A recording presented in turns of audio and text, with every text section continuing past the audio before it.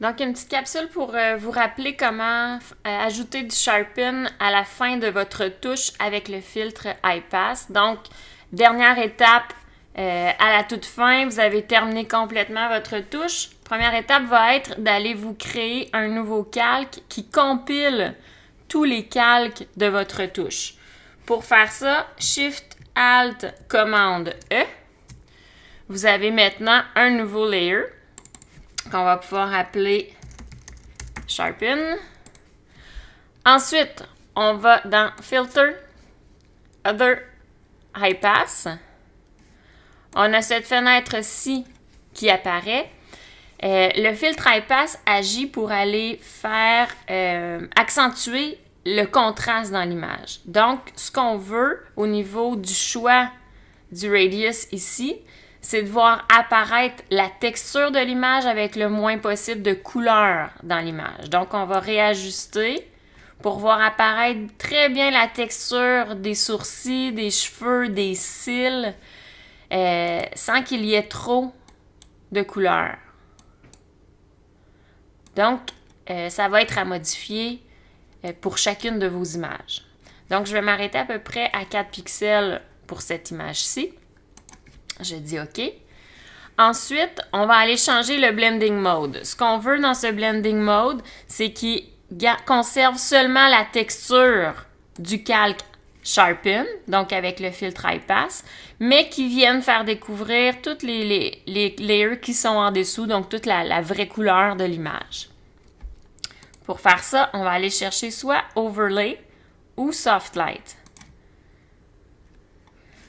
Ensuite, à cette étape-ci, notre filtre iPass s'est mis sur l'ensemble de mon image. Je ne veux absolument pas ajouter du Sharpen sur ma peau. Donc, je veux garder ma peau un peu plus douce. Donc, je vais aller me faire un masque et ensuite, je vais réappliquer mon filtre Sharpen à des endroits stratégiques comme les yeux, les sourcils, les cheveux. Si elle avait un bijou, tout ce qui est en métal dans l'image, on va pouvoir aller ajuster là, également où est-ce qu'on veut avoir un peu plus de texture. Donc, pour ajouter un masque, j'appuie ici, Add Vector Mask. Je veux le rendre en noir. En ce moment, il est en blanc, donc je veux juste faire une inversion. Commande I. Ensuite, avec l'outil Brush, mon pinceau, je vais aller réduire la grandeur, réduire également mon hardness à 0. Je m'assure d'avoir une opacité à 100. Je m'assure ici de peindre en blanc. Et je vais venir donc ajouter du Sharpen dans les yeux, dans mes sourcils.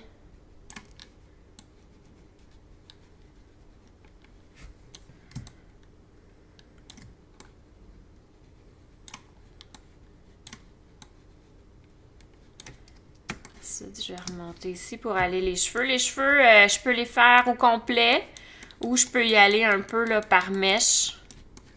Surtout où est-ce qu'il y a des reflets de lumière, je vais vouloir aller chercher un peu de texture.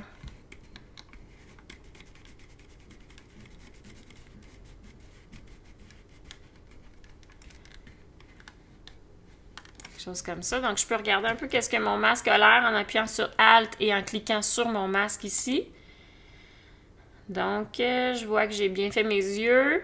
Il en manque peut-être un petit peu ici. Je peux aller combler. Au niveau de mes cheveux, je peux décider si je veux vraiment aller remplir au complet le masque ou si je le laisse comme ça. Moi, je vais le laisser comme ça.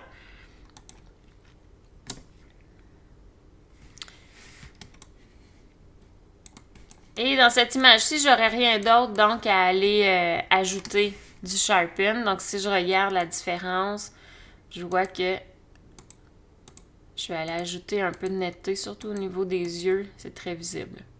C'est tout!